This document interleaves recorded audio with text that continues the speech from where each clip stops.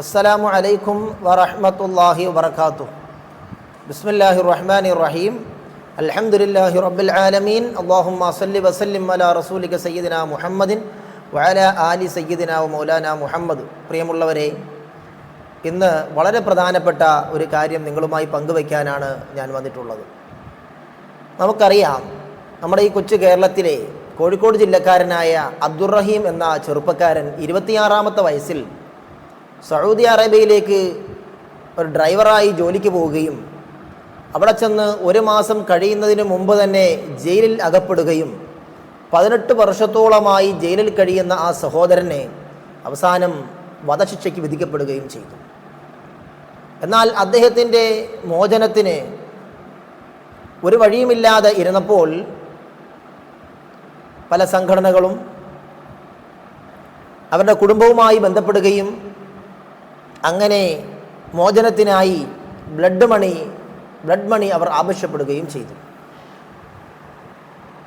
ആ വധശിക്ഷയിൽ നിന്ന് ഒഴിവാക്കണമെങ്കിൽ നമ്മുടെ ഇന്ത്യൻ രൂപ 34 കോടി രൂപ കൊടുക്കണം എന്നാണ് അവർ ആവശ്യപ്പെട്ടത്.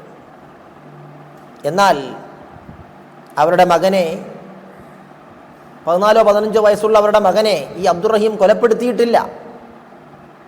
നമുക്ക് ആ സംഭവമൊക്കെ നമ്മൾ അറിഞ്ഞവരാണ്. സുഖമില്ലാതെ ആക്സിഡൻറ്റിൽപ്പെട്ട് ഉപകരണങ്ങളുടെ സഹായത്തോടെ, യന്ത്രോപകരണങ്ങളുടെ സഹായത്തോടെ ജീവിക്കുന്ന ആ കുട്ടിയെയും കൂട്ടി കാറിൽ പുറത്തു പോവുകയും തിരിച്ചു വരുന്ന വഴിക്ക് സിഗ്നൽ ലംഘിച്ച് മുന്നോട്ട് പോകാൻ കുട്ടി ആവശ്യപ്പെടുകയും ചെയ്തു. എന്നാൽ അതിന് മുതിരാതെ ആ സിഗ്നൽ നിയന്ത്രണം പാലിച്ചുകൊണ്ട് അവിടെ നിന്ന അബ്ദുറഹീമിൻ്റെ തലയ്ക്ക് ഈ കുട്ടി അടിക്കുകയും അദ്ദേഹത്തിൻ്റെ മുഖത്തേക്ക് തുപ്പുകയും ഒക്കെ ചെയ്തപ്പോൾ, ആ തലയ്ക്കടിച്ചപ്പോൾ ആ അടി കൈകൊണ്ട് തട്ടി മാറ്റി തടയുന്നതിനിടയിൽ കൈ തട്ടി ഈ കുട്ടിയിൽ ഘടിപ്പിച്ചിരുന്ന യന്ത്രം തകരാറിലാവുകയാണ്. അതിൻ്റെ പ്രവർത്തനം നിലച്ചു, ആ കുട്ടി മരണപ്പെട്ടുപോയി.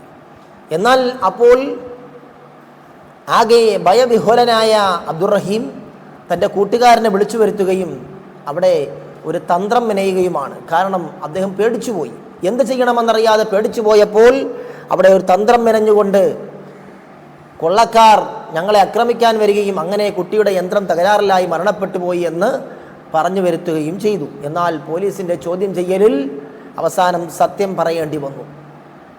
സത്യം പറഞ്ഞപ്പോഴോ അദ്ദേഹം കൊലപ്പെടുത്തിയതല്ല, അബദ്ധവശാൽ കുട്ടിയുടെ ഭാഗത്തു നിന്നുണ്ടായ ഒരു പ്രകോപനത്തിൻ്റെ ഭാഗമായി അത് തടുത്തപ്പോൾ, അതിനെ പ്രതിരോധിച്ചപ്പോൾ അബദ്ധവശാൽ കൈതട്ടി ആ കുട്ടിയുടെ ഉപകരണം വിച്ഛേദിക്കപ്പെടുകയും അത് നിലച്ചു പോവുകയും മരണപ്പെടുകയുമായിരുന്നു. ഇതൊക്കെ നമുക്കൊക്കെ അറിയാം.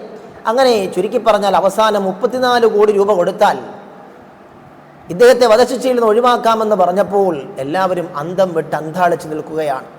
അതിനുവേണ്ടി ആ നാട്ടുകാർ, അദ്ദേഹത്തിൻ്റെ അബ്ദുറഹീമിൻ്റെ നാട്ടുകാർ, കുടുംബക്കാർ ഇറങ്ങി തിരിച്ചപ്പോൾ പെട്ടെന്നൊന്നും ആ പൈസ കണ്ടെത്താൻ കഴിയുമെന്ന് ഒരിക്കലും കരുതിയില്ല. 1-2 കോടി രൂപ ഉണ്ടാക്കാൻ തന്നെ ആദ്യം ഒരുപാട് സമയമെടുത്തു.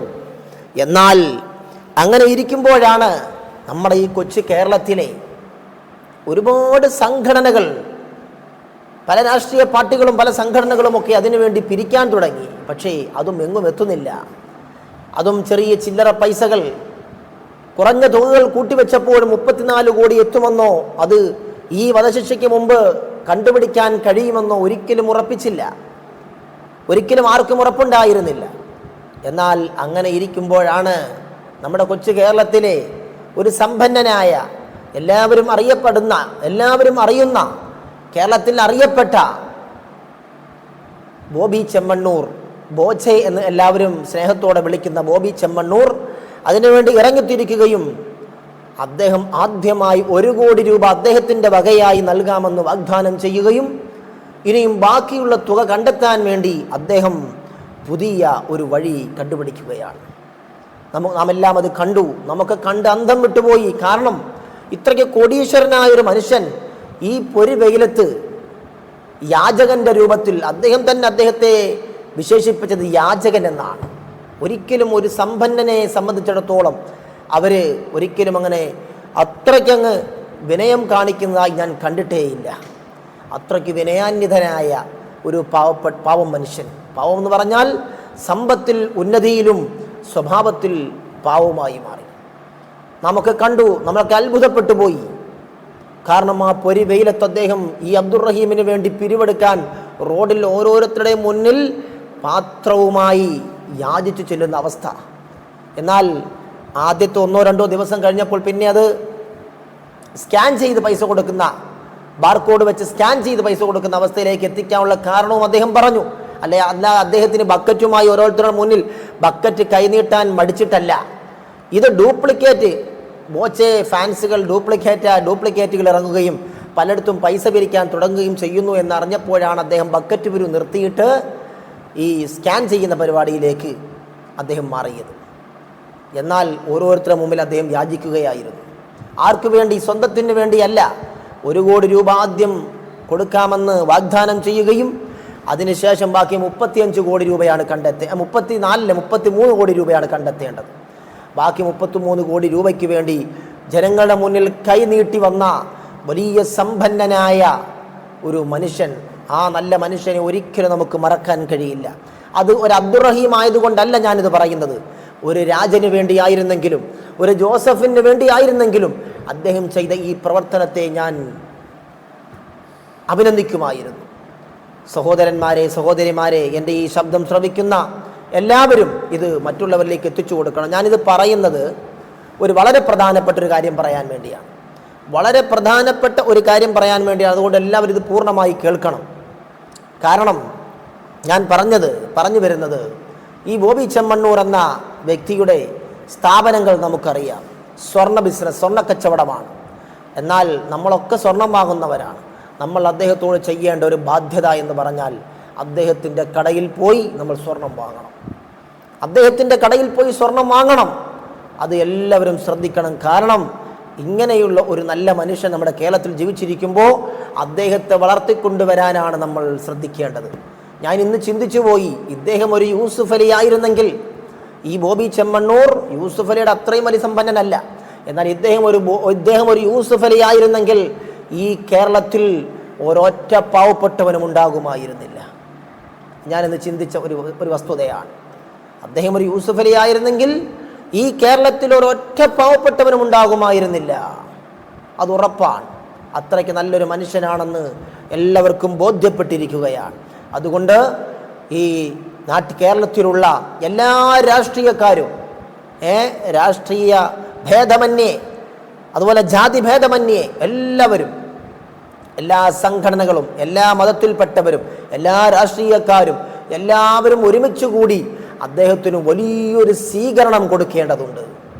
വലിയൊരു സ്വീകരണം കൊടുക്കണം. എവിടെയെങ്കിലും അതിന് പറ്റിയ ഏത് നാടാണോ ആ നാട് തിരഞ്ഞെടുത്ത്, ഒന്നുകിൽ അബ്ദുറഹീമിൻ്റെ നാട്ടിൽ തന്നെ, കോഴിക്കോട് കടപ്പുറത്ത് തന്നെ അത് നടത്തുന്നതായിരിക്കും ഏറ്റവും നല്ലത്.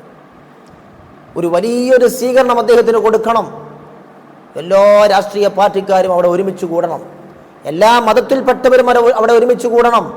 എല്ലാ സംഘടനകളും ഒരുമിച്ച് കൂടണം. എല്ലാ മുസ്ലിം സംഘടനകളും ഒരുമിച്ച് കൂടണം.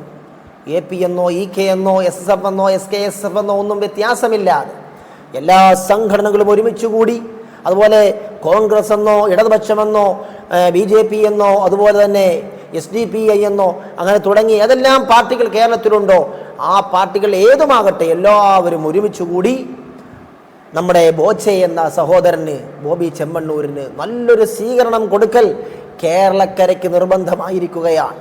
കാരണം ഇദ്ദേഹത്തെ നമ്മൾ വളർത്തിക്കൊണ്ടുവന്നാൽ ഇനിയും കേരളത്തിലെ മക്കൾക്ക്, അത് മുസ്ലിമാകട്ടെ, ഹിന്ദുവാകട്ടെ, ക്രൈസ്തവനാകട്ടെ, ബുദ്ധനാകട്ടെ, ഏത് മതത്തിൽപ്പെട്ടവരുമാകട്ടെ, അവർക്ക് ഉപകാരപ്പെടും എന്നതിൽ ഒരു സംശയവും വേണ്ട. അതുകൊണ്ട് ഇങ്ങനെയുള്ളവരെയാണ് നമ്മൾ വളർത്തിക്കൊണ്ടുവരേണ്ടത്. അതുകൊണ്ട് ബോച്ചെ എന്ന ആ സഹോദരന്, ബോബി ചെമ്മണ്ണൂർ എന്ന ആ ബോച്ചെ എന്ന് എല്ലാവരും വിളിക്കുന്ന ആ സഹോദരന് അല്ലാഹു സുബ്ഹാനഹു വ തആല ദീർഘായുസ് നൽകി അനുഗ്രഹിക്കട്ടെ എന്ന് ഈ സമയത്ത് ഞാൻ ദുആരക്കുകയാണ്. അദ്ദേഹത്തിനോട് എല്ലാവരും പ്രാർത്ഥിക്കണം, എല്ലാ മതത്തിൽപ്പെട്ടവരും പ്രാർത്ഥിക്കണം. കാരണം ഇങ്ങനെ ഒരു സമ്പന്നനെ, ഈ രൂപത്തിൽ ഇങ്ങനത്തെ സ്വഭാവമുള്ള ഒരു സമ്പന്നനെ കേരളം കണ്ടിട്ടേയില്ല. മറ്റ് രാജ്യങ്ങളുണ്ടോ എന്നെനിക്കറിയില്ല. കേരളം ഇങ്ങനത്തെ ഒരു മനുഷ്യനെ കണ്ടിട്ടില്ല. ഇത്രയ്ക്ക് വിനയാന്വിതനായ ഒരു സമ്പന്നനെ നമ്മൾ കണ്ടിട്ടില്ല. അതുകൊണ്ട് ഇദ്ദേഹത്തെ വളർത്തിക്കൊണ്ടുവന്നാൽ, ഇദ്ദേഹത്തിൻ്റെ സ്ഥാപനങ്ങൾ നമ്മൾ വളർത്തിക്കൊണ്ടുവന്നാൽ അത് കേരളക്കരയ്ക്ക് ഉപകാരമാണ്. അത് എനിക്കോ മറ്റുള്ള ഒരാൾക്കോ വ്യക്തിപരമായ ഉപകാരത്തിനല്ല, കേരളത്തിലുള്ള മുഴുവൻ ജനങ്ങൾക്കും ഉപകാരമാണ് എന്നതിൽ ഒരു സംശയവും വേണ്ട.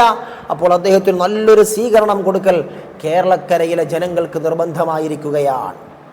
അതുകൊണ്ട് അതെല്ലാവരും ഏറ്റെടുത്ത് എൻ്റെ ഈ ശബ്ദം ശ്രവിക്കുന്ന ആരൊക്കെയുണ്ടോ അവരൊക്കെ എല്ലാവരിലേക്കും ഇത് ഷെയർ ചെയ്തു കൊടുക്കണം. ഷെയർ ചെയ്തു കൊടുത്ത് എല്ലാവരും കൂടി ഒരുമിച്ച് ആ കാര്യം ചെയ്യുമെന്ന് ഞാൻ പ്രതീക്ഷിക്കുകയാണ്. അല്ലാഹു സുബ്ഹാനഹു വ തആല അദ്ദേഹത്തിൻ്റെ ആ ബോച്ച എന്ന സഹോദരൻ്റെ എല്ലാ സ്ഥാപനങ്ങളും ബിസിനസ് മേഖലകളും ഹലാലായ എല്ലാ ബിസിനസ് മേഖലകളും അള്ളാഹു വിജയിപ്പിച്ചു കൊടുക്കുമാറാകട്ടെ. അദ്ദേഹത്തിന് ദീർഘായുസ്സും ആരോഗ്യവും ആഫിയത്തും അള്ളാഹു നൽകി അനുഗ്രഹിക്കുമാറാകട്ടെ.